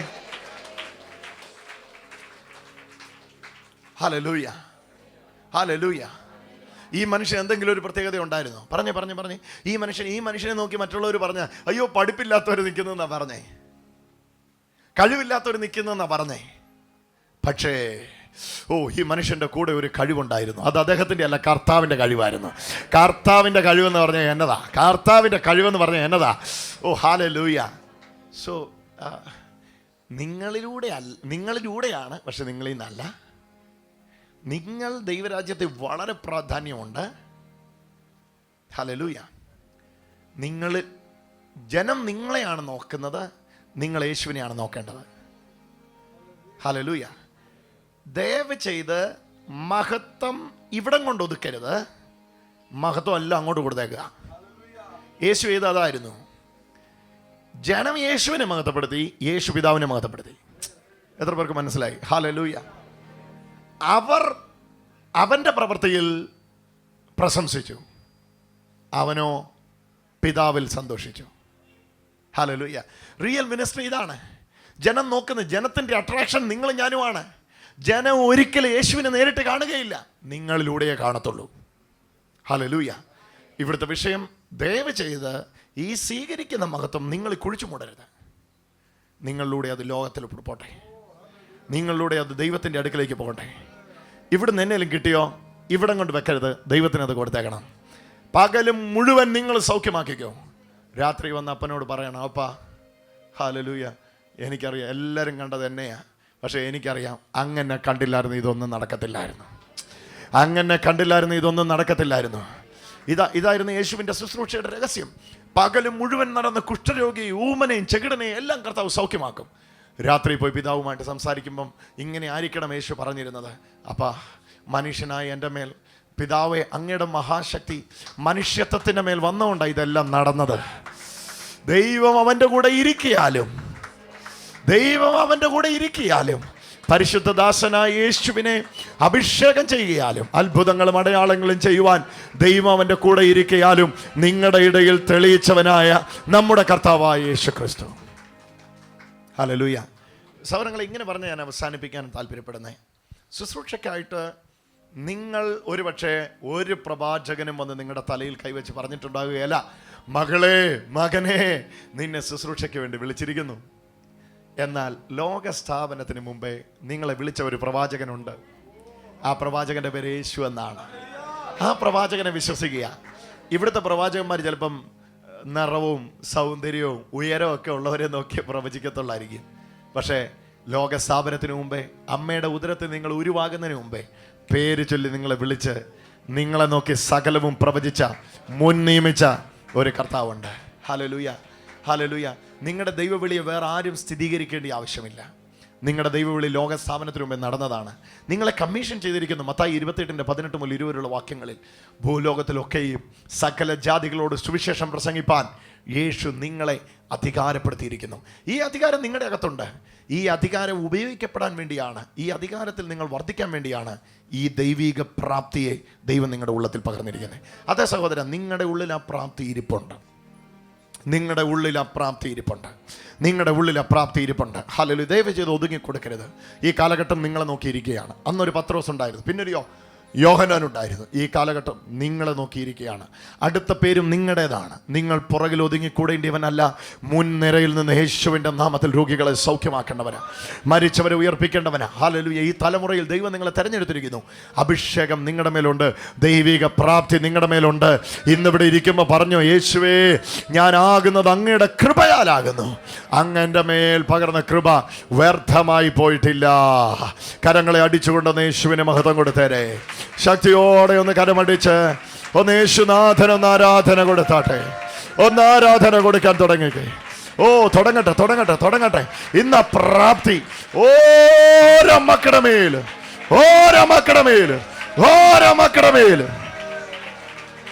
വ്യാപരിക്കട്ടെ. ഒരു കഴിവുമില്ലാത്ത നിങ്ങൾ എല്ലാ കഴിവുമുള്ളവരായിട്ട് തിരികെ പോകട്ടെ. ഒരു പ്രാപ്തിയില്ലാത്ത നിങ്ങൾ എല്ലാ പ്രാപ്തിയുള്ളവനായി മാറട്ടെ. യേശുവിൻ്റെ അധികാരമുള്ള നാമത്തിൽ എൻ്റെ മേലൊരു ദൈവവിളിയുണ്ടോ? എന്നെ ദൈവം തെരഞ്ഞെടുത്തിട്ടുണ്ടോ? ഇനി എന്നാ എന്നെ നിയോഗിക്കുന്നേ? ആരെങ്കിലും വന്ന് പറഞ്ഞായിരുന്നെങ്കിൽ, ആ അടയാളം കണ്ടായിരുന്നെങ്കിൽ, ഈ ലക്ഷണം കണ്ടിരുന്നെങ്കിൽ ഞാൻ എഴുന്നേറ്റനെ യേശുവിന് വേണ്ടി എന്ന് പറയുന്നവരെ, ലക്ഷണം നടന്നിരിക്കുന്നു. ലക്ഷണം വേറൊന്നുമല്ല, അവൻ്റെ പ്രാപ്തി നിങ്ങളുടെ ഉള്ളിൽ ഇട്ടിരിക്കുന്നു. നിങ്ങളുടെയൊക്കെ തിരിപ്പുണ്ടത് പറഞ്ഞ്, എൻ്റെ ഉള്ളിൽ ആ പ്രാപ്തി ഇരിപ്പുണ്ട്. ആകപ്പാടെ ഇനി അറിയേണ്ട ആള് നിങ്ങൾ മാത്രമാണ്. ദൈവത്തിനറിയാം, പരിശുദ്ധാത്മാവിനറിയാം, പിതാവായ ദൈവത്തിനറിയാം, പുത്രനായ യേശുവിനറിയാം. ഇനി അറിയത്തില്ലാത്ത ഏകയാളും നിങ്ങളാണ്. നിങ്ങളത് ഇരിപ്പുണ്ടെന്ന് അറിഞ്ഞോ, ഇന്ന് തന്നെ അതിനെ പൊടി തട്ടിക്കോ. ഹല്ലേലൂയ. ആ പ്രാപ്തി നിന്നുകൊണ്ട് ചെയ്യാൻ തുടങ്ങിക്കോ. 2 പേരായിരിക്കും ആദ്യം ഉള്ളത്. അവരോട് സംസാരിക്കാൻ തുടങ്ങ്. അത് 3 ആകും. അവരോട് സംസാരിക്കാൻ തുടങ്ങ്. ലഭിക്കുന്ന വചനങ്ങളെ സംസാരിക്കാൻ തുടങ്ങ്. അടുത്തൊരാളെ കിട്ടിയ ഇച്ചിരി ദൈവകാര്യം പറയാൻ തുടങ്ങ്. വാക്യമെടുത്ത് സംസാരിക്കാൻ തുടങ്ങ്. നിങ്ങളറിയാതെ നിങ്ങളത് ജ്വലിക്കാൻ തുടങ്ങും. നിങ്ങളറിയാതെ നിങ്ങളുടെ കൃപാവരം ജ്വലിക്കാൻ തുടങ്ങും. നിങ്ങളറിയാതെ നിങ്ങളുടെ കൃപാവരം ജ്വലിക്കാൻ തുടങ്ങും. നിങ്ങളുടെ വീട് ഒരു ലൈറ്റ് ഹൗസായി മാറും. ഒത്തിരി പേര് വന്ന് പ്രാർത്ഥനയിലും ആശ്വാസം പ്രാപിക്കുന്ന ഒരു വീടായി നിങ്ങളുടെ വീട് മാറ്റപ്പെടും. ഓ, യേശുവിന്റെ നാമത്തിൽ ആ പട്ടണത്തിൽ നിങ്ങളുടെ വീട് പോലെ ഒരു വീട് ഉണ്ടാകുകയില്ല. അനേകർ വന്ന് വിടുതൽ പ്രാപിക്കുന്ന ഒരു വീടായി മാറും. ഇങ്ങനെ ഒരു വാക്ക് പറഞ്ഞ് ഞാൻ അവസാനിപ്പിക്കാം. ഒരേ ഒരു ജീവിതം അതിവേഗത്തിൽ തീർന്നു പോകും. എന്ത് നാം ദൈവത്തിന് വേണ്ടി ചെയ്യുന്നോ അത് മാത്രമേ നിലനിൽക്കുകയുള്ളൂ. ഒരേ ഒരു ജീവിതം, അത് അതിവേഗത്തിൽ തീർന്നു പോകും. എന്ത് ഞാൻ നിങ്ങളും ദൈവത്തിന് വേണ്ടി ചെയ്യുന്നോ അത് മാത്രമേ ഇവിടുന്ന് കൊണ്ടുപോകാൻ ഉണ്ടാവുള്ളൂ. വേറൊന്നും കൊണ്ടുപോകാൻ ഉണ്ടാകുകയില്ല. സ്വീകരിച്ചോ ഈ പ്രാപ്തി? സാടകുടഞ്ഞെഴുന്നേറ്റോ, വീര്യം പ്രാപിച്ചെഴുന്നേറ്റോ, ശക്തിയോടെ എഴുന്നേറ്റോ, അഭിഷേകത്തോടെ എഴുന്നേറ്റോ. ഞാൻ എന്നെ സമർപ്പിക്കുന്നു എന്ന് പറഞ്ഞു. യേശുവേ, എല്ലാ കരങ്ങളും ഒന്ന് ഉയർത്തിക്കാട്ടെ. എല്ലാ മക്കളും എഴുന്നേറ്റുന്ന ആ കരങ്ങളെ ഒന്ന് ഉയർത്തിക്കാട്ടെ. എല്ലാ 2 കരങ്ങളും ഉയർത്തട്ടെ. ഒന്നുള്ളു തുടർന്ന് യേശുവിനോട് പറഞ്ഞേ, എൻ്റെ കർത്താവേ, ഈ പ്രാപ്തി കൂടിയേ തീരുകയുള്ളൂ. പറഞ്ഞാട്ടെ ദൈവമക്കളെ, ഓരോ സഹോദരങ്ങളും പറഞ്ഞാട്ടെ, ഈ പ്രാപ്തി കൂടിയേ തീരുകയുള്ളൂ. എനിക്കിത് കിട്ടിയേ തീരുകയുള്ളൂ. എൻ്റെ ഉള്ളിൽ ഇതുണ്ടെന്ന് ഞാൻ അറിയുന്നു. പറയാൻ തുടങ്ങുക. എൻ്റെ ഉള്ളിൽ ഇതുണ്ടെന്ന് ഞാൻ അറിയുന്നു. യേശുവിൻ്റെ പ്രാപ്തി, യേശുവിൻ്റെ യോഗ്യത, sufficiency of Jesus, the courage of Jesus വ്യാപരിക്കട്ടെ. കർത്താവേ, പ്രാപ്തരാകട്ടെ. ഓരോ മക്കളും പ്രാപ്തരാകട്ടെ. യേശുവിന്റെ നാമത്തിൽ പ്രാപ്തരാകട്ടെ. ഓരോ ജീവിതങ്ങളുടെ മേലും അപ്രാപ്തി വ്യാപരിക്കട്ടെ. ഓ, നിഷേധിക്കാനാവാത്ത ശുശ്രൂഷകൾ, നിഷേധിക്കാനാവാത്ത അത്ഭുതങ്ങൾ, ഇവനത് എവിടെ നിന്ന് കിട്ടിയെന്ന് ചോദിക്കുന്ന വചനങ്ങൾ, ഇവൾക്കിത് എവിടെ നിന്ന് കിട്ടിയെന്ന് ചോദിക്കുന്ന വചന വെളിപ്പാടുകൾ, അതിന്റെ കലവറകൾ യേശുവിന്റെ നാമത്തിൽ ഓരോ കുടുംബങ്ങൾക്ക് തുറക്കപ്പെടട്ടെ. ശുശ്രൂഷകന്മാരുടെ ഭാര്യമാർക്ക് വേണ്ടി പ്രാർത്ഥിക്കുന്നു. യേശുവിന്റെ അധികാരമുള്ള നാമത്തിൽ ഇന്ന് ഞങ്ങൾ ഒരുമിച്ച് പ്രാർത്ഥിക്കുമ്പം ഇതേ അഭിഷേകം അവരുടെ കുടുംബങ്ങളിലേക്ക് വ്യാപരിക്കട്ടെ. ആ ശുശ്രൂഷകനോടൊപ്പം യാത്ര ചെയ്യുവാൻ, ഒപ്പം പ്രാർത്ഥിക്കുവാൻ, ഒപ്പം രോഗികളെ സൗഖ്യമാക്കുവാൻ അതേ അഭിഷേകവുമായി കർത്താവ് അവരെ ഉപയോഗിക്കുന്നതിനായി നന്ദി യേശുവേ. കർത്താവെ, അവരെങ്ങനെ ഉപയോഗിക്കുന്നു കർത്താവ് കൊടുത്ത് അതേ ആ കരം കൊണ്ട് തന്നെ, കർത്താവെ, ആ പ്രാപ്തി കൊണ്ട് കർത്താവെ, അവർ രോഗികളെ സൗഖ്യമാകട്ടെ. ലോകം മുഴുവൻ, ഭൂമിയുടെ അറ്റത്തോളം കർത്താവ് പറഞ്ഞതുപോലെ അനേക ശിഷ്യന്മാരെ വാർത്തെടുക്കുവാൻ, അനേക രോഗികളെ സൗഖ്യമാക്കുവാൻ, അനേക ഭൂതസ്ഥരെ അവിടുന്ന് വിടുവിക്കപ്പെടുവാൻ കർത്താവെ, അവരിലൂടെ നീ ഉപയോഗിക്കുന്ന കൃപയ്ക്കായി നന്ദിയപ്പ. അതിനുമേൽ അവരുടെ മേൽ വലിയ ഐക്യതയെ കൊടുക്കട്ടെ. യേശുവിന്റെ നാമത്തിലുള്ള സകല അനുഗ്രഹങ്ങളും അവരുടെ മേൽ നീ കൊടുത്തതിനായി നന്ദി യേശുവേ. നീ കൊടുത്തതിനായി നന്ദി. ഓരോ മക്കളിലും ഇരിക്കുന്ന ദൈവിക പ്രാപ്തി ഇന്ന് തിരിച്ചറിയുമ്പോൾ തന്നെ ആളി കത്തി തുടങ്ങട്ടെ. കരിന്തിരി കത്തുന്ന അനുഭവങ്ങൾ മാറട്ടെ. പുതിയ നിയമ ശുശ്രൂഷ ഒരിക്കൽ തേജസ്സിൽ മിന്നിയിട്ട് തേജസ് നഷ്ടപ്പെടുന്ന ശുശ്രൂഷയല്ല. തേജസ്സിന്മേൽ തേജസ്. ഇന്നലത്തേക്കാൾ നാളെ, നാളത്തേക്കാൾ കൂടുതൽ അടുത്ത ദിവസം ഇങ്ങനെ പ്രശോഭിപ്പാൻ ഇവിടെ ചിലതിനെ തെരഞ്ഞെടുത്തിരിക്കുന്നതിനായി സ്തോത്രം. ഒരിക്കൽ മിന്നിയിട്ട് ഇന്നും മറഞ്ഞു കിടക്കുന്ന മുഴുവൻ ദൈവരാജ്യത്തിന്റെ മുത്തുകളും ഈ പ്രാർത്ഥനയിൽ എഴുന്നേറ്റ് വരട്ടെ. യേശുവിന്റെ നാമത്തിൽ ഒരിക്കൽ മിന്നിയിട്ട് കെട്ടുപോയ സകല തീക്കന്ത് പദങ്ങൾ ആളിക്കത്തട്ടെ. ജീവിതത്തിൽ വന്നുപോയ തെറ്റുകളുടെ പേരിൽ ഇനി എന്നെ ദൈവം ഉപയോഗിക്കത്തില്ല എന്ന് ചിന്തിച്ച് പാപലോക ജീവിതത്തിൽ നയിക്കുന്ന, പാപത്തിന്റെ പിന്നെയും കുഴിയിലേക്ക് വീഴുന്നവർക്ക് വേണ്ടി പ്രാർത്ഥിക്കുന്നു. അവരറിയട്ടെ, അവരവരുടെ അപ്പന്റെ അടുക്കലേക്ക് വന്നിരിക്കും. അവർക്ക് സ്നേഹസമനായ ഒരു പിതാവുണ്ടെന്ന് അറിയട്ടെ. ആ കൃപയുടെ വല്ലഭത്വം ഈ സമയത്ത് അവരുടെ മേൽ വ്യാപരിക്കട്ടെ. ആ പാപത്തിന് വരെ തടഞ്ഞു വെക്കുവാൻ അധികാരമില്ല. കാരണം പാപത്തെക്കാൾ വലുതാണ് കർത്താവിന്റെ കൃപ.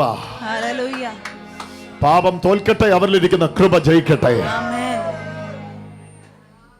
യേശുവിന്റെ നാമത്തിൽ മുഴുവൻ ശുശ്രൂഷകന്മാരുടെയും കണ്ണ് തുറക്കട്ടെ. കയറി നിൽക്കുമ്പോൾ ഞാൻ നിന്നെ രാജാക്കന്മാരുടെയും പ്രഭുക്കന്മാരുടെയും മുമ്പിൽ നിർത്തും.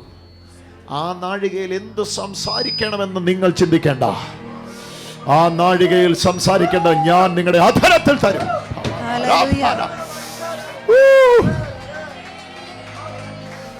ഞാൻ തെരഞ്ഞെടുത്ത ഒരു പാത്രം, ജാതികൾക്കും രാജാക്കന്മാർക്കും മധ്യേ ഞാൻ തെരഞ്ഞെടുത്ത ഒരു പാത്രം. നീ എന്റെ നാമത്തിന് വേണ്ടി എന്തൊക്കെ ചെയ്യുവാനിരിക്കുന്നുവെന്ന് നീ കാണുവാനും അറിയുവാനും പോകും. ഈ പ്രാപ്തി ദൈവം പലരുടെ മേലും പകർന്നുകൊണ്ടിരിക്കുക.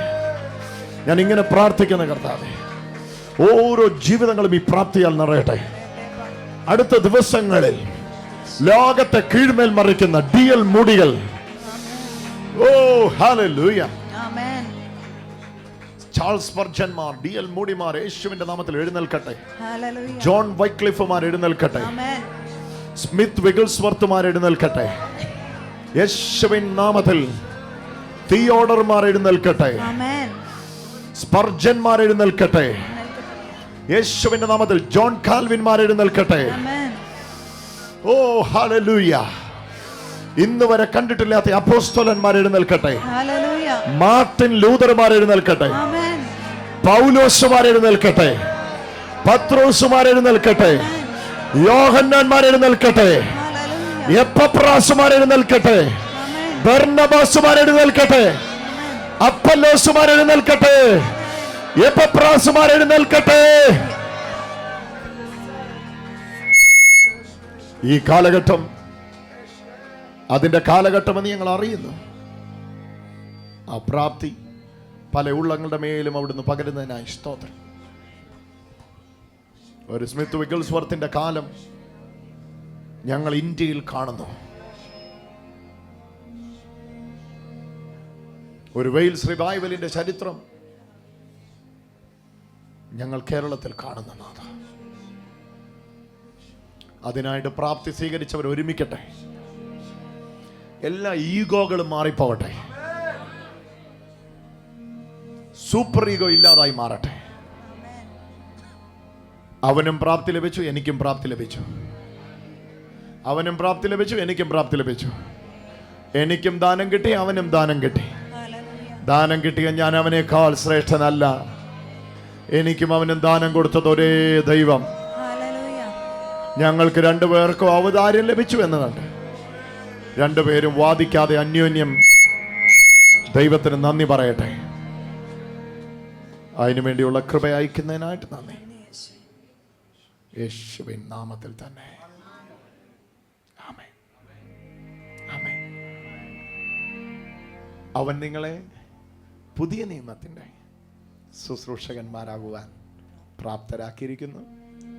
ഈ പ്രാപ്തി നിങ്ങളുടെ സ്വന്തമല്ല, നിങ്ങൾ ഉണ്ടാക്കിയെടുത്തതല്ല, ദൈവത്തിൻ്റെ ദാനമാണ്. നിങ്ങളിലൂടെയാണ്, പക്ഷെ നിങ്ങളിൽ നിന്നല്ല. ആമേൻ. Thank you. ആ ചേച്ചി വിളിച്ചേ. വാ വാ വാ വാ വാ ഇറങ്ങി. എന്താ ചേച്ചി പേര്? ലൈല. ചേച്ചി യേശു ചേച്ചിയെ തൊടുന്നു കേട്ടോ. നോക്കൂ, രണ്ടത്ഭുതങ്ങൾ ഒറ്റയടിക്ക് നടക്കുന്നു. ഒന്ന്, ഈ ഷോൾഡറിൽ കർത്താവിൻ്റെ കരം വരുന്നു. അതുപോലെ തന്നെ വയറിൻ്റെ വലത്തെ വശത്ത് ഈ സ്പോട്ടിൽ കർത്താവിൻ്റെ കരം വ്യാപരിക്കുന്നു. ഇവിടെ രണ്ടിടത്തും വയറ്റിലൊരു സർജറി നടക്കുന്നു. ഇവിടെ കർത്താവിൻ്റെ കരം വ്യാപരിക്കുന്നു. യേശുവേ എന്ന് വിളിച്ചോ. ഓഫ്, ഈ മകളുടെ മേൽ നിന്ന് ബാധ ഒഴിഞ്ഞു പോകട്ടെ. ഇന്ന് ഇവിടെ വെച്ച് ഈ മകൾ രക്ഷപ്പെടട്ടെ.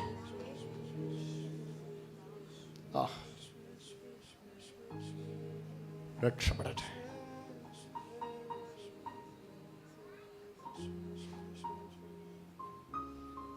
അഴിയട്ടെ, അഴിയട്ടെ.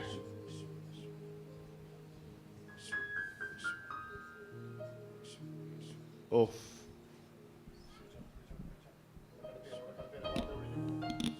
ഒഴിഞ്ഞു പോട്ടെ. അത് കംപ്ലീറ്റ്ലി ഒഴിഞ്ഞു പോട്ടെ.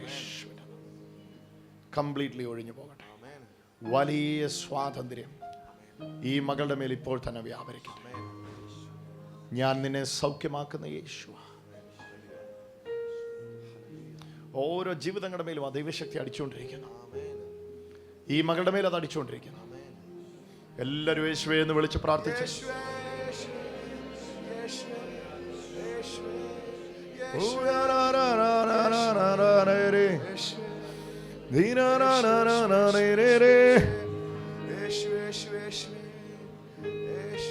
സൗഖ്യമാവുക, സൗഖ്യമാവുക, സൗഖ്യമാവുക, സൗഖ്യമാവുക, സൗഖ്യമാവുക, സൗഖ്യമാവുക, സൗഖ്യമാവുക, സൗഖ്യമാവുക. യെസ്, ഈ മകളുടെ മേലെ സംഭവിച്ചു കഴിഞ്ഞുകൊണ്ട് കരമടിച്ചൊന്ന് യേശുവിന് മാത്രം. ചേച്ചി, എന്നായിരുന്നു ഇവിടെ പ്രശ്നം?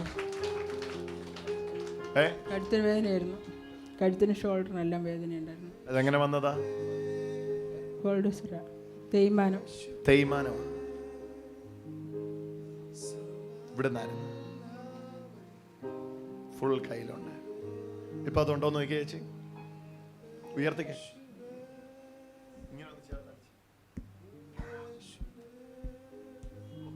അവിടെ ഇങ്ങനെ ഇവിടെ മുതലേ കർത്താവിന്റെ സ്പർശനം ഇങ്ങനെ താഴേക്ക് ഇറങ്ങുന്നത് കണ്ടു.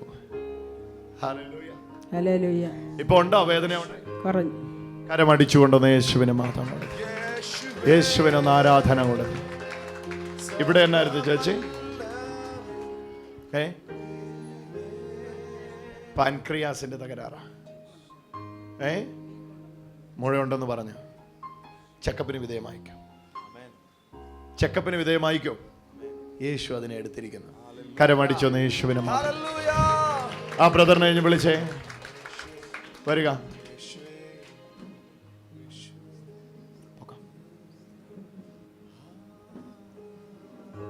എന്നെ പറ്റിയതായി കൈക്ക്? ഇങ്ങനെ 2-3 വർഷമായിട്ട് എന്നെ പറ്റിയതാ?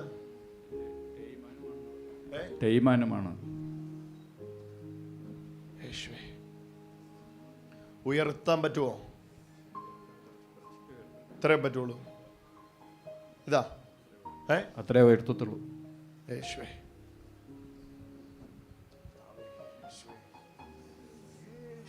ഈ മകനെ യേശു സൗഖ്യമാക്കുന്നു.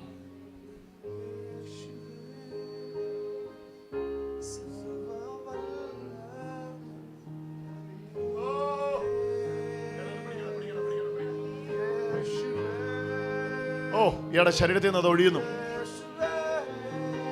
ഇയാളുടെ ശരീരത്തിൽ നിന്ന് അത് ഒഴിയുന്നു. യേശുവിന്റെ നാമത്തിൽ ഈ കൈ ഉയരുന്നു. യേശുവിന്റെ നാമത്തിൽ ഇപ്പോൾ തന്നെ ഈ കൈ ഉയരുന്നു.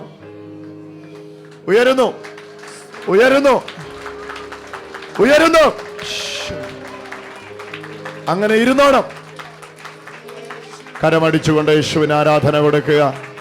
കരമടിച്ചുകൊണ്ട് യേശുവിന് ആരാധന കൊടുക്കുക. കരമടിച്ചുകൊണ്ട് യേശുവിന് ആരാധന കൊടുക്കുക. താഴ്ത്തിക്കേ, ഉയർത്തിക്കേ. കരമടിച്ചുകൊണ്ട് യേശുവിന് ആരാധന കൊടുക്കുക. താഴ്ത്തിക്കേ, നല്ലതായിട്ട് ഉയർത്തിക്കേ, ഉയർത്തിക്കേ.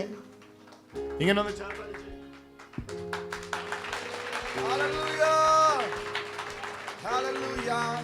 എത്ര വർഷത്തിന് ശേഷം എങ്ങനെ കൈയടിക്കുന്നേ? 3 വർഷമായി. 3 വർഷത്തിന് ശേഷം എങ്ങനെ കൈയടിക്കുന്നേ? 3 വർഷമായി. കരങ്ങളെ അടിച്ചുകൊണ്ടെന്ന് യേശുവിനെ മാത്രം. ഇത് എങ്ങനെ സംഭവിച്ചതായിരുന്നു? എങ്ങനെ സംഭവിച്ചൊന്നും എനിക്കറിയത്തില്ല. ഒരുപാട് ആശുപത്രി കൂടെ പോയതാണ്. ഒരുപാട് ചികിത്സിച്ചതാണ്.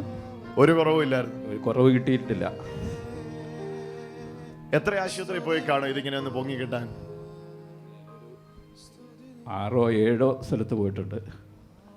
ഓ ഹല്ലേലൂയ. 7 സ്ഥലത്ത് ചെന്നതാണ് ഇങ്ങനെ ഒന്ന് കൈ ഒന്ന് ഉയർത്തി കെട്ടാൻ. പാലായിലെ തിങ്കളാഴ്ചത്തോടെ നടക്കുന്ന ഈ മീറ്റിംഗിൽ ഈ മകൻ വിശ്വാസത്തോടെ വന്നു. എവിടുന്ന വരുന്നേ? ഞാൻ ഇടുക്കി അടുത്ത് തങ്കമണി എന്ന ഗ്രാമത്തിൽ നിന്ന് വന്നു. ഇടുക്കിയിൽ നിന്ന് വന്നതാണ് ഈ സഹോദരൻ. ഇടുക്കിയിൽ നിന്ന് വന്നതാണ്. ഈ മകനെ സൗഖ്യമാക്കാതിരിക്കാൻ കർത്താവിന് പറ്റുമോ? ഈ മകനെ വിടുവിക്കാതിരിക്കാൻ യേശുവിന് പറ്റുമോ? ഹല്ലേലൂയ.